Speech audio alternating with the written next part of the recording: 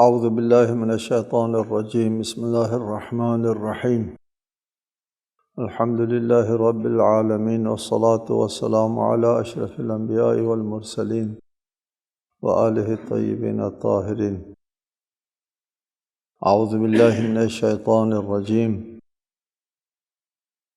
فلما جہزہم بجہازہم جعل السقایۃ فی رحل اخیہ ثم اذن مؤذن ایتها العیر انکم لسارقون۔ پھر جب یوسف نے ان کا سامان تیار کر لیا تو اپنے بھائی کے سامان میں پیالہ رکھ دیا۔ پھر کسی پکارنے والے نے پکارا، اے قافلہ والو تم چور ہو۔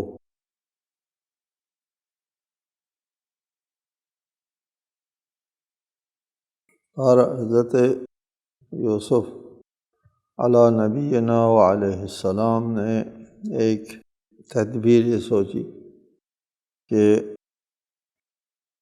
ان کے سامان میں پیالہ رکھ دیا جائے، السقایہ جام، وہ پیالہ جس سے پانی پیا جاتا ہے۔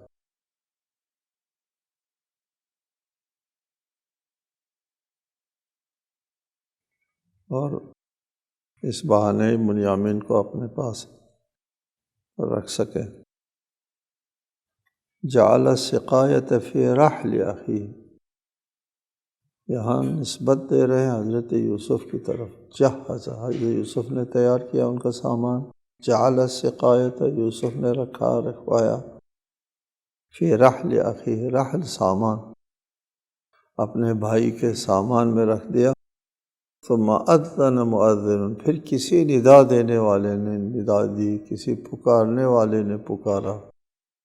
جعل السقایۃ فی، جعل یوسف کی طرف ہے لیکن اذن یوسف نہیں ہے، پکارنے کے لیے تو یوسف نہیں جاتا پیچھے قافلے والوں۔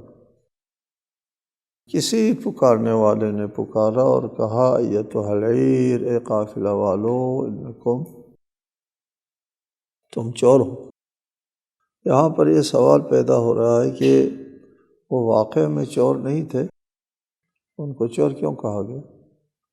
یہ کہنے والا کون تھا؟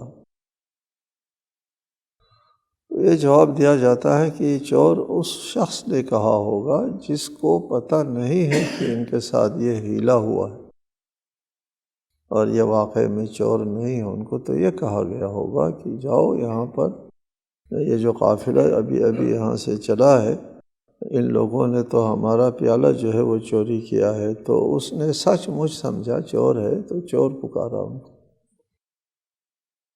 یا حضرت یوسف نے ان کو چور نہیں کہا۔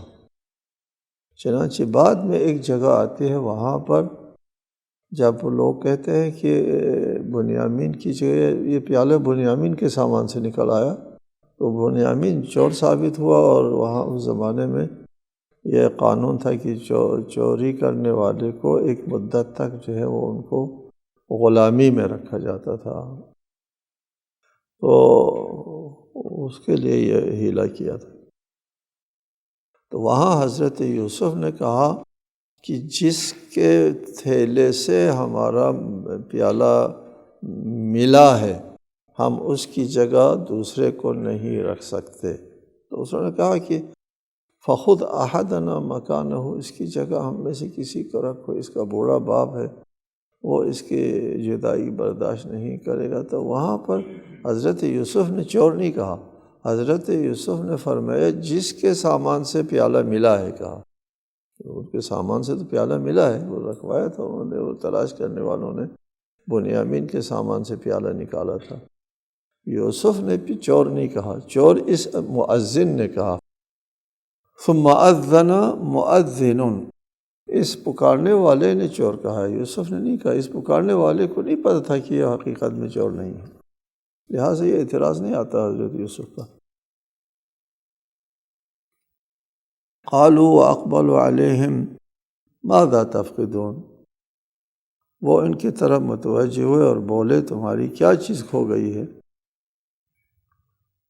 کہ ہم کیسے چور ہے، تمہاری کیا چیز گم ہو گئی؟ قالوا نفقد صواع الملك ولمن جاء به حمل بعیر وأنا به زعیم۔ اس نے کہا بادشاہ کا پیالہ کھو گیا ہے، جو اسے پیش کر دے اس کے لیے ایک بار شتر انعام دیا جائے گا اور میں اس کا ضامن ہوں۔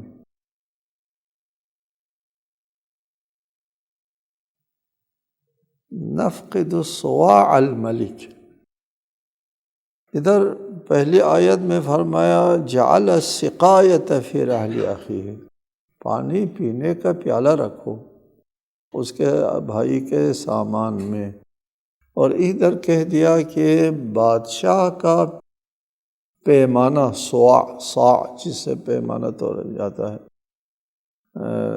ناپا جاتا ہے، وہ پیمانہ گم ہو گیا ہے۔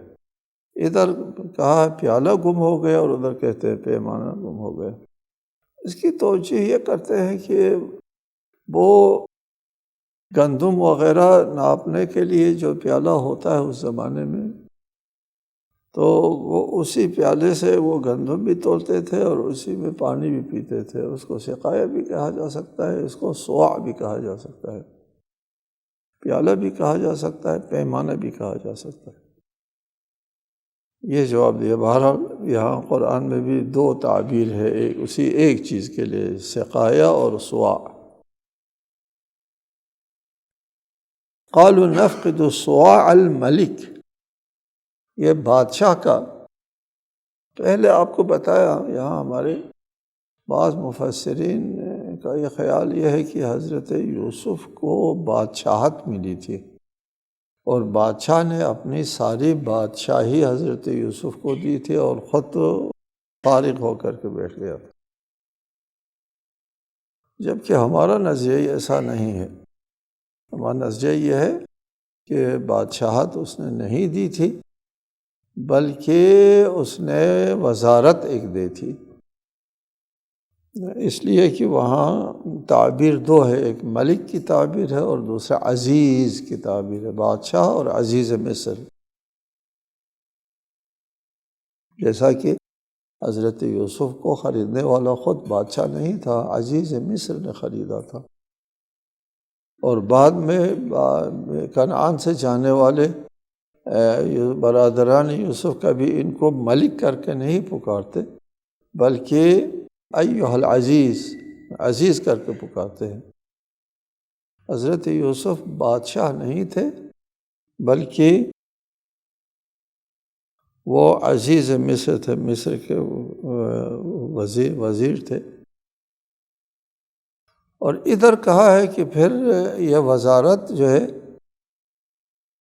یہ پیالے والے جو ہے وہ وزارت کے ہاتھ میں ہوتے ہیں، یا پیمانہ ہے یہ وزارت کے ہاتھ میں ہوتے ہیں۔ عزیز مصر کا پیالہ کہنا چاہیے، پیمانہ کہنا چاہیے۔ صواع الملک، صواع العزیز کیوں نہیں کہا؟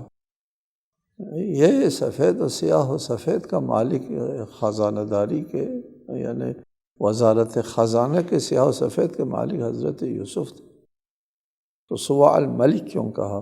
جواب یہ ہے کہ بادشاہت کا مالک سمجھا جاتا ہے پورا کشور، وزارت ہو یا نہ ہو، تمام وزارتیں جو بالآخر وہ بادشاہ کی طرح منسوب ہوتا ہے، پورا ملک بادشاہ کی طرح منسوب ہوتا ہے، لہٰذا اس پیمانے کو بھی بادشاہ کا پیمانہ کہا ہے۔ اس میں کوئی وہ نہیں ہے، خلاف نہیں ہے۔ کوئی کام ہوتا ہے کچھ ملک میں تو کہتے ہیں بادشاہ نے بنایا، بادشاہ نے دیکھا بھی نہیں، وہ چیز جو بنی ہے وہ اس نے دیکھا نہیں، کہتے بادشاہ نے بنایا، وہ اس کی وزارت کے ایک شعبے نے بنایا ہے، ایک انجینئر نے بنایا، کہتے ہیں اس انجینئر نے بنایا، کہتے ہیں اس ٹھیکیدار نے بنایا۔ یہ سب تعبیریں صحیح ہیں، اور براہ راست یہ کہا جا سکتا ہے کہ بادشاہ نے بنایا۔ اس طرح یہ صواع الملک بھی کہہ سکتے ہیں، صواع العزیز بھی کہہ سکتے ہیں، یہ دونوں تعبیریں صحیح ہیں۔ وَلِمَنْ جَاءَ بِهِ حِمْلُ بَعِيرٍ، انعام کا بھی اعلان ہوتا ہے کہ ایک بار شتر جو ہے اس کو انعام دیا جائے گا جو اس پیالے کو نکال کے لائے گا۔ وَأَنَا بِهِ زعیم، میں ضمانت دیتا ہوں یہ ضرور تم کو انعام ملے گا۔ اس سے معاملے کی اہمیت اور بڑھ گئی، یار اس کے لیے انعام بھی رکھ دیا، اور یہ پیالہ بہت قیمتی ہے، ایک بار شتر اس کے لیے انعام ملتا ہے تو پھر اس کی اپنی قیمت کیا ہوگی۔ اور روایات میں ہے وہ سونے کا پیالہ تھا، اور سونے کا وہ تھا یا چاندی کا تھا یا جواہرات سے مرصع تھا۔ روایات میں اس قسم کی مبالغات بہت زیادہ ہوتے ہیں۔ قالوا تاللہ لقد علمتم ما جئنا لنفسد فی الارض وما كنا سارقین۔ قافلے والوں نے کہا اللہ کی قسم تم لوگوں کو بھی علم ہے کہ ہم اس سرزمین میں فساد کرنے نہیں آئے اور نہ ہی ہم چور ہیں۔ یہاں قابل توجہ جملہ ہے لقد علمتم، تم کو پتہ ہے۔ یہ قافلے کو جن لوگوں نے چور کہا ہے وہ حتماً حضرت یوسف کے خزانے کے ملازم لوگ تھے، وہی آئے ہوں گے پیچھے بھاگا بھاگا، اور ان لوگوں سے فرزندان یوسف کا کہنا لقد علمتم، تمہیں پتہ ہے کہ ہم فساد کرنے نہیں آئے۔ جی تمہیں پتہ ہے، ان کو کیسے پتہ ہوگا؟ اس سے معلوم ہوتا ہے کہ ان کا وہاں پر مصر کے اس خزانہ داروں میں یا عملے میں ان کا صحیح تعارف ہو گیا کہ یہ بڑے خاندان کے لوگ ہیں، یہ اچھے سلجھے ہوئے مہذب لوگ ہیں، یہ امین قسم کے لوگ ہیں۔ اس کا وہاں پر تعارف صحیح ہو گیا ہوا تھا، اس لیے کہا نا لقد علمتم، تم کو تو پتہ ہے ہمارا، تم تو جانتے ہو ہم کو، ہم لوگ کون ہیں، ہم کہاں سے آئے ہیں، ہم کن کے اولاد ہیں، ہم نبی زادے ہیں، ہم اولاد ابراہیم ہیں، ہم یہاں چوری کرنے آ سکتے ہیں۔ یہ سارا تعارف ان کے ساتھ ہوا تھا، اس لیے فرمایا لقد علمتم، تمہیں پتہ ہے کہ ہم ایسا کام کرنے یہاں نہیں آئے۔ قالوا فما جزاؤہ ان کنتم کاذبین، انہوں نے کہا اگر تم جھوٹے ثابت ہوئے تو اس کی سزا کیا ہوگی؟ تو ان لوگوں نے جواب میں کہا کہ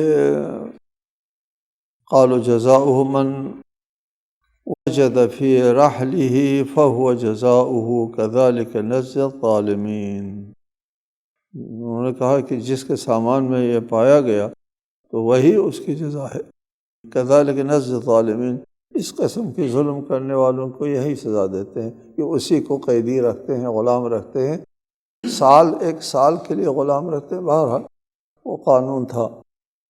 کذالک نجزی الظالمین، برادران یوسف نے کہا ہمارے ہاں یہ سزا رائی ہے، ہمارے یہاں نجزی، ہم یہ سزا دیتے ہیں الظالمین، اس قسم کے زیادتی کرنے والوں کو، کہ ہم اسی کو قید و بند میں رکھتے ہیں، اسی کو غلام رکھتے ہیں۔ بات طے ہو گئی، حضرت یوسف کو بھی پتہ تھا کہ یہی سزا ہے، اور تبھی تو وہ اپنے بنیامین کو سزا میں اپنے پاس رکھ سکتے ہیں۔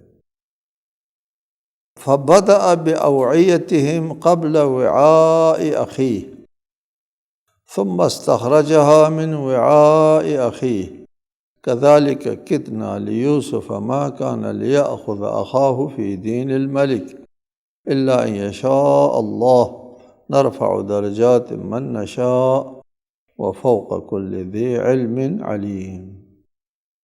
پھر یوسف نے اپنے بھائی کے تھیلے سے پہلے ان کے تھیلوں کو دیکھنا شروع کیا، پھر اسے اپنے بھائی کے تھیلے سے نکالا۔ اس طرح ہم نے یوسف کے لیے تدبیر کی، ورنہ وہ شاہی قانون کے تحت اپنے بھائی کو نہیں لے سکتے تھے، مگر یہ کہ اللہ کی مشیت ہو، جس کے ہم چاہتے ہیں درجات بلند کرتے ہیں، اور ہر صاحب علم سے بالا تر ایک بہت بڑی دانا ذات ہے۔ بہرحال پھر تلاشی شروع ہو جاتی ہے۔ تلاشی شروع کرنے کے لیے بنیامین کا سامان پہلے چیک نہیں کرتے، دوسرے لوگوں کا سامان چیک کرتے ہیں کہ کسی کو یہ اس تک کا پتہ نہ ہو کہ یہ کوئی ہیلا بہانہ بنا لیا گیا ہے۔ اگر براہ راست اس کا تھیلا دیکھتے بنیامین کا، تو سب کو پتہ ہے، ان کو خود پتہ تھا کہ اس کے تھیلے میں ہے، اس لیے براہ راست لپ کے ادھر اسی طرف۔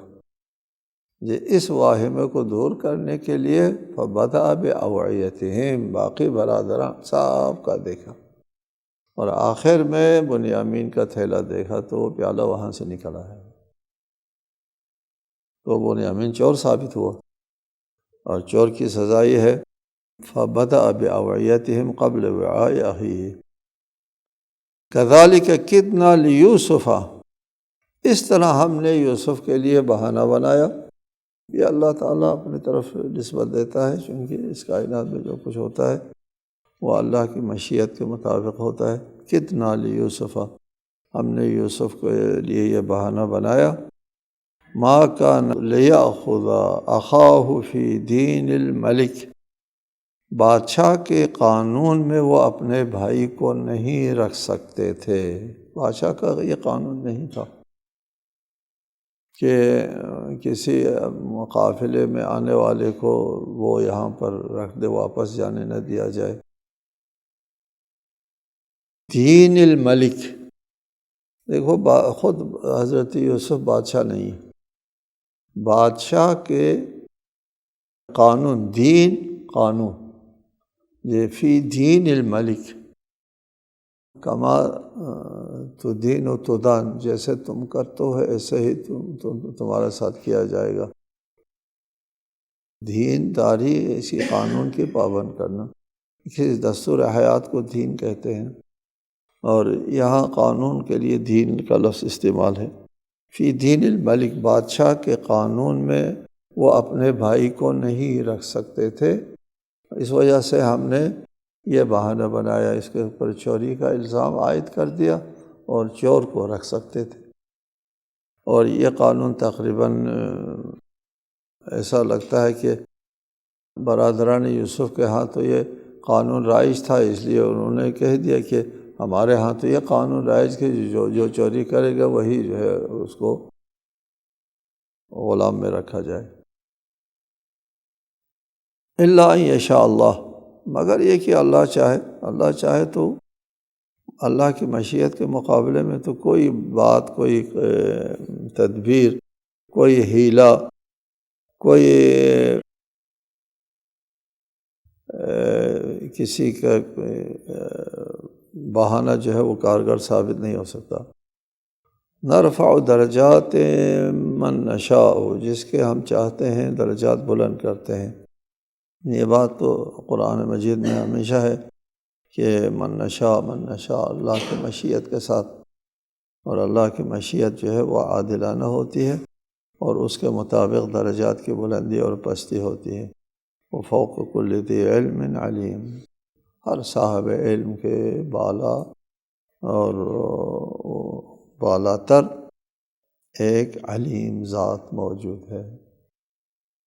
اس کائنات میں اگر کوئی بھی علیم ذی علم ہے، ذو علم، صاحب علم ہے، آپ جس کو بھی فرض کر دیں کہ وہ صاحب علم ہے، اس صاحب علم کے اوپر ایک علیم ذات موجود ہے، وہ اللہ تعالیٰ کی ذات ہے۔ قالوا ان يسرق فقد سرق اخ له من قبل فأسرها يوسف في نفسه ولم يبدها لهم قال انتم شر مكانا والله اعلم بما تصفون۔ ان لوگوں نے کہا جب بنیامین کے پاس سے سامان نکل آیا، بنیامین بظاہر چور ثابت ہوا، تو دیگر برادران نے کہا ہاں اس کے ایک بھائی نے بھی چوری کیا تھا۔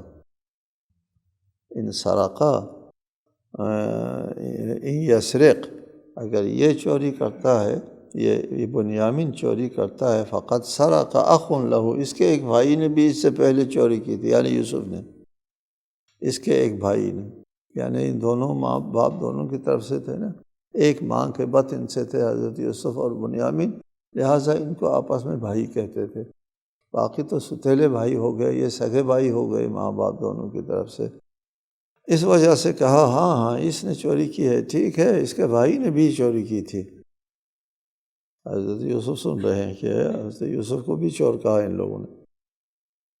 فَأَسَرَّهَا يُوسُفُ فِي نَفْسِهِ، یوسف نے اس بات کو دل میں سہ لیا، اثر جی اس کو چھپا لیا، دل میں سہ لیا۔